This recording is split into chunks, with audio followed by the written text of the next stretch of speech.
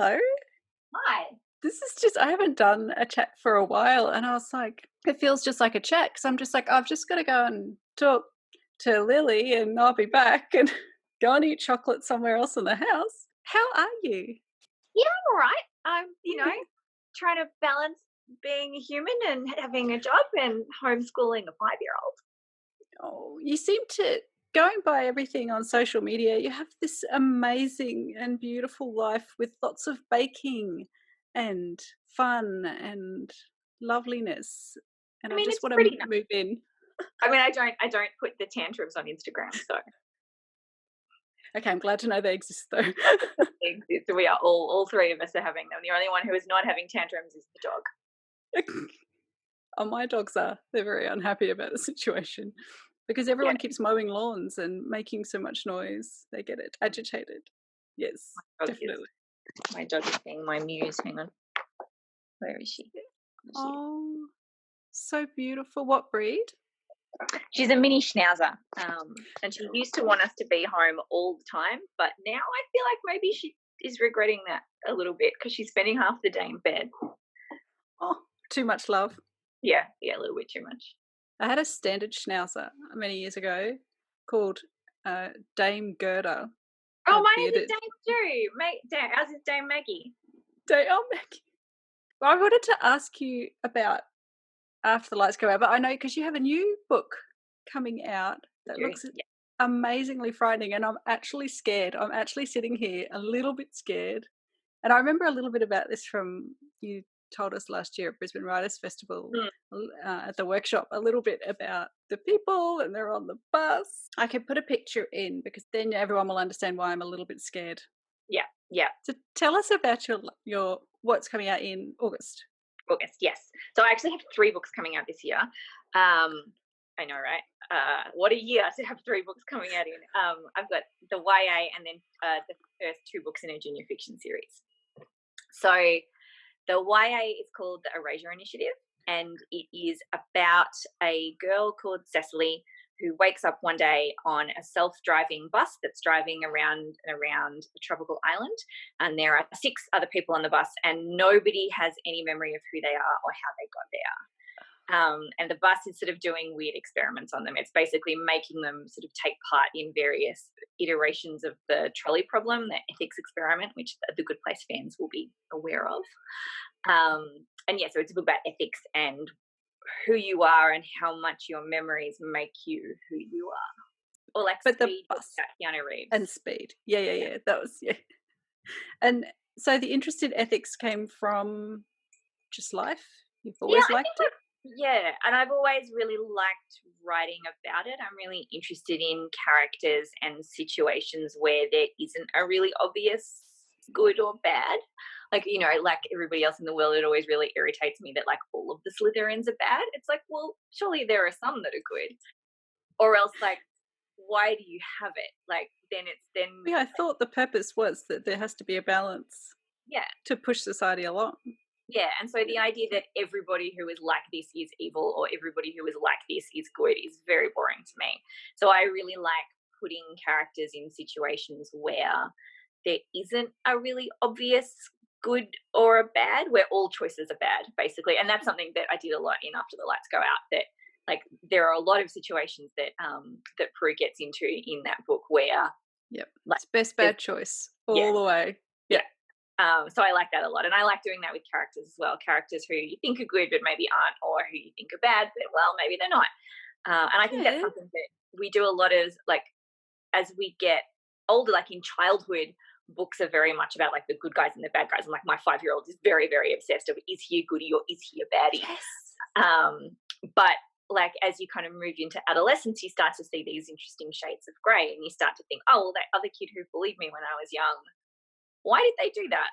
Like, what happened to them to make them like that? And so you start to kind of like unpack some of the reasons why people do things. So I really, really like kind of digging into that. Everyone will say, oh, who's your antagonist? Who's that? And I think, okay, I've got to remember antagonist doesn't mean baddie. So that's, it doesn't have to be that way, but just complicated and flawed and pushing people to their limits. very long time ago, and I taught ethics to teachers. I was not qualified, I'm really quite sure.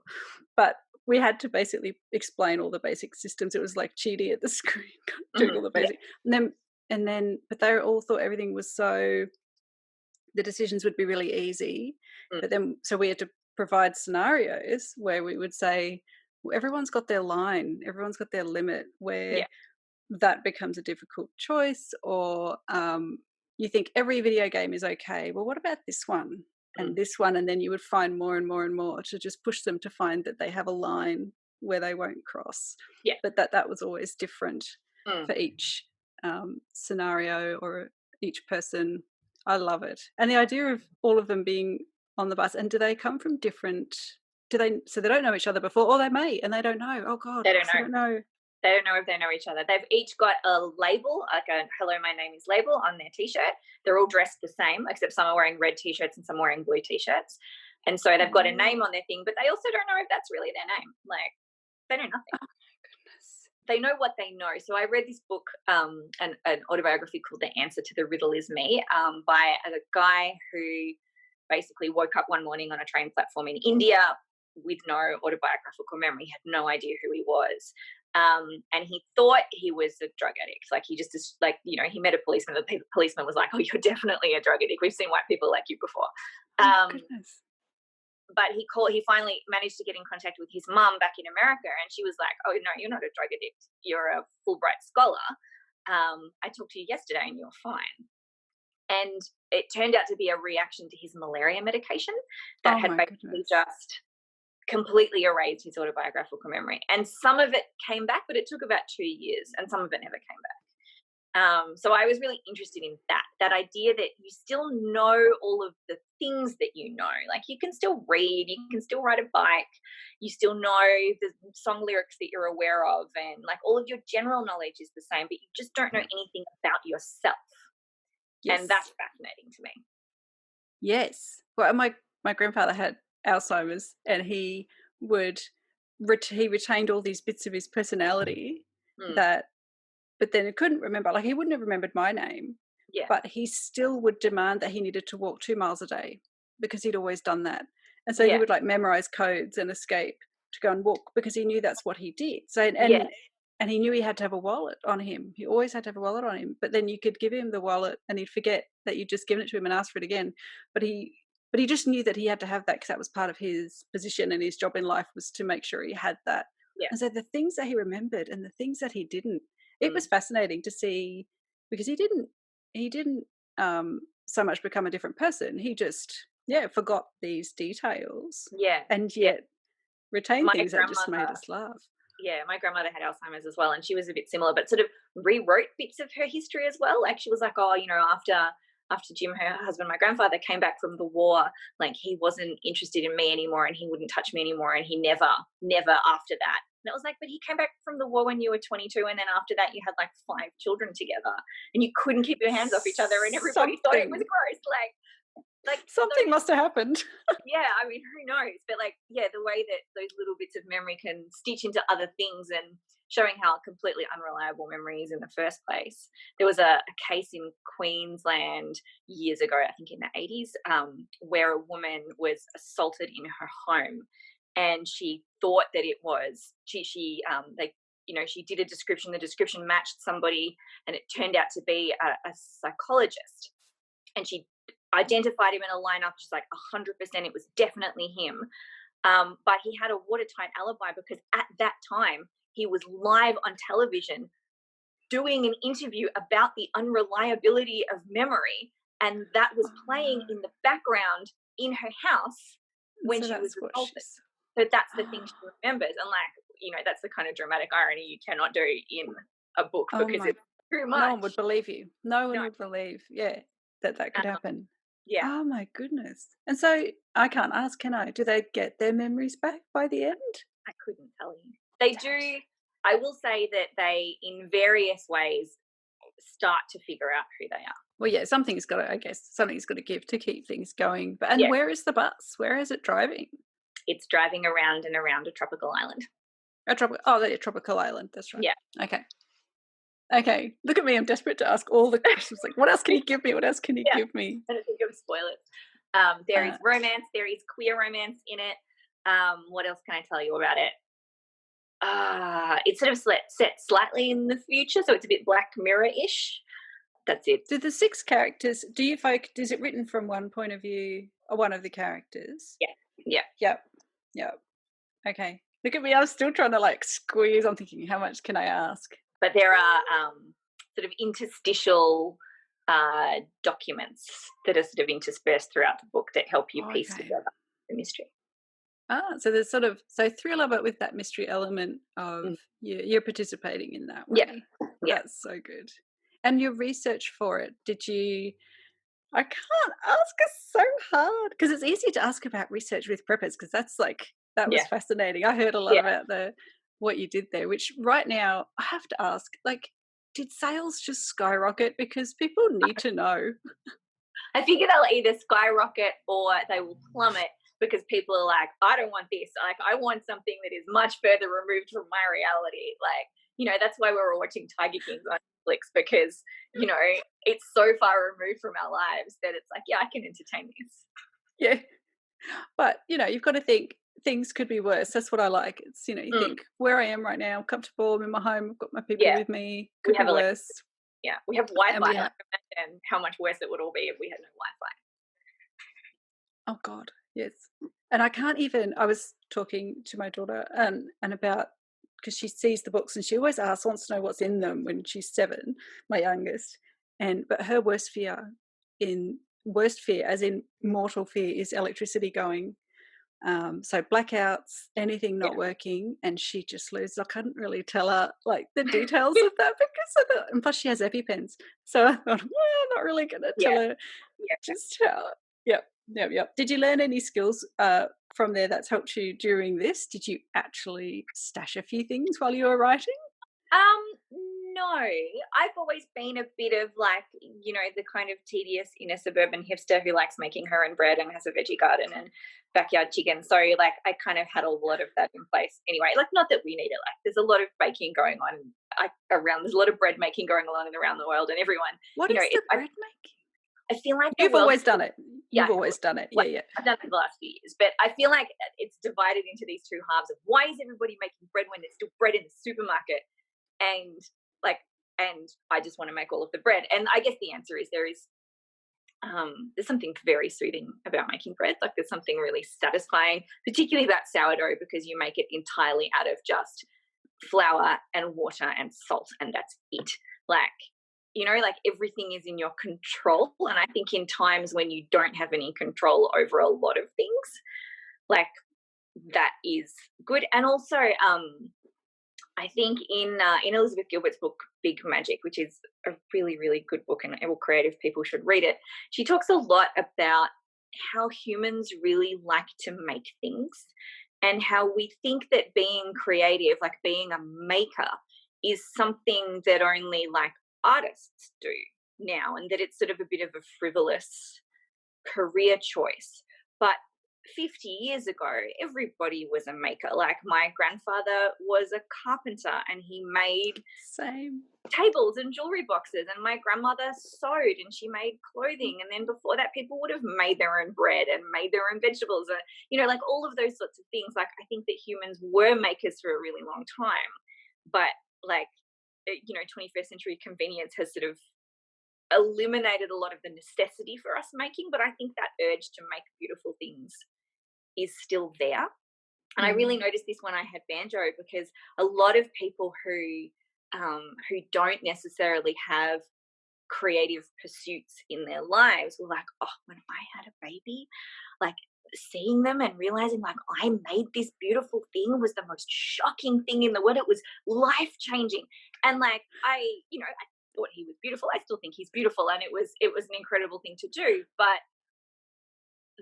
like, I'm used to making things that I think are beautiful. So like, Yeah. that part of it wasn't a shock. It didn't feel Yeah. it didn't feel like that part of it was life changing. There were plenty of other parts that are life changing. Yep. Yep. Yep. Um, Yep. but you know what I mean? Yeah. And I think that it is such a rewarding thing, and the time it takes is important, like bread, the time it takes to make the bread where everyone's involved or they Yeah. smell it. And Mm. then there's like that slow eating movement where you Yeah. have to spend this much this amount of time on your food before you eat it. And then the Yeah. satisfaction just goes through the roof. Mm. My son started baking. He's doing shortbread and apple crumble, which is the Yeah. same recipe basically, which is his favorite because it's just the highest calorie thing he can think of that he can get me to agree to him eating. Yeah. But he's 12, so he's just growing like you Mm. wouldn't believe. I'm Yeah. like, oh, make more shortbread, put oats in it, that'll make it healthy. Yeah, that makes So sense.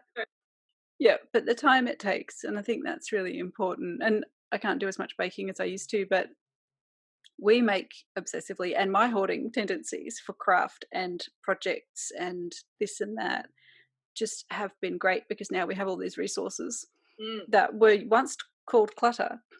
Yes. Now they are resources. And Yes, so I we can totally agree. use everything that I Yeah. have collected over the years to Yeah. entertain us. But you can see they all resist it. They're all like, I don't want to do a jigsaw, I don't want to make this, or I don't want to do making paper.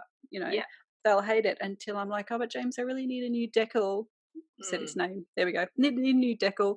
And he gets all grumpy, and then he's like, he sees me doing a really bad job or Mhm. trying to saw something like, oh, my arm.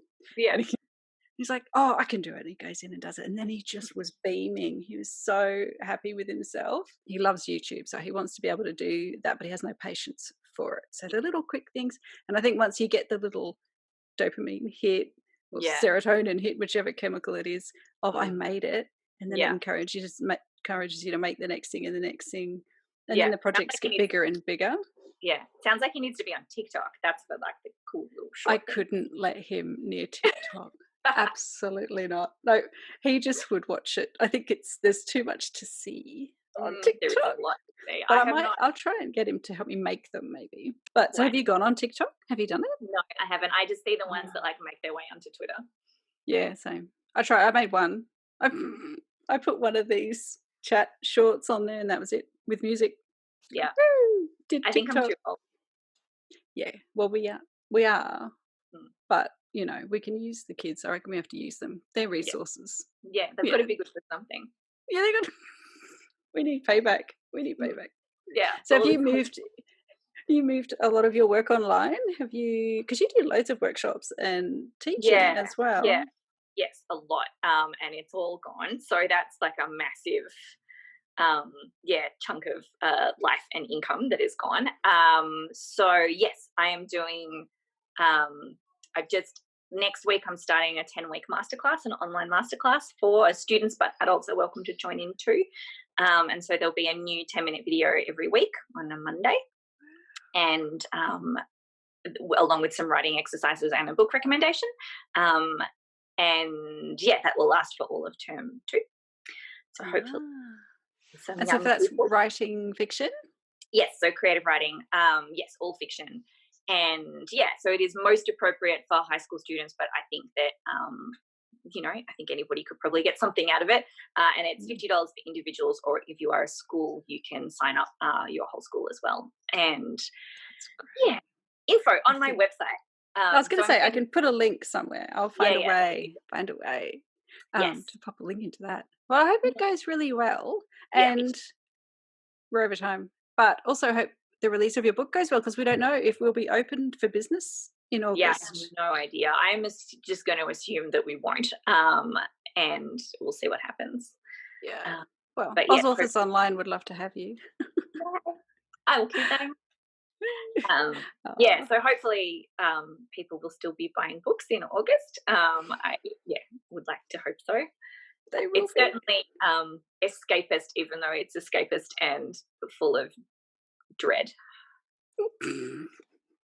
Dreadful escapism. I Yeah, love it. Thank you so much for coming on Oz Chat. It's thank been you. wonderful. Oh, thanks for having me. Bye. Bye. The number you have dialed has been changed.